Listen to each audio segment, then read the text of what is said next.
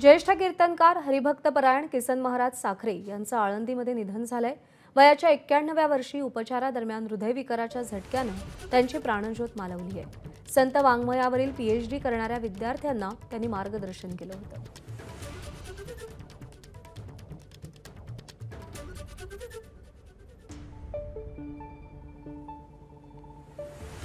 ज्येष्ठ कीर्तनकार हरिभक्तपरायण किसन महाराज साखरे यांचं निधन झालंय।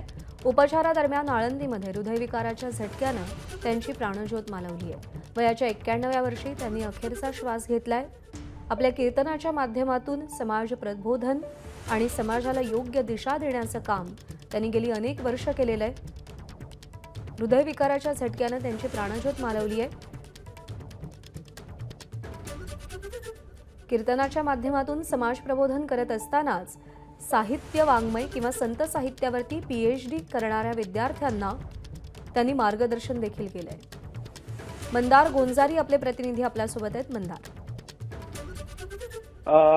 साखरे महाराजांचं निधन झालं आणि त्यानंतर त्यांच्या संबंधित लोकांनी त्यांचं अंत्यदर्शन घेण्यासाठी आळंदीकडे गर्दी केलेली आहे। आज संध्याकाळी 4 वाजता त्यांच्या पार्थिवावरती अंत्यसंस्कार केले जाणार आहेत।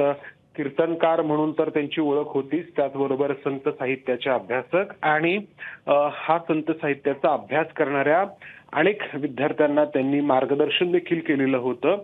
जे संत वाङ्मय कीर्तनामधून लोकांपर्यंत पोहोचतं ते संत वाङ्मय विद्यापीठांमधल्या अभ्यासक्रमांमधून देखील अधिकाधिक लोकांपर्यंत पोहोचावं हा त्यांचा प्रयत्न राहिला। मंदार, धन्यवाद दिलेल्या माहितीसाठी। एबीपी माझा, उघडा डोळे बघा नीट।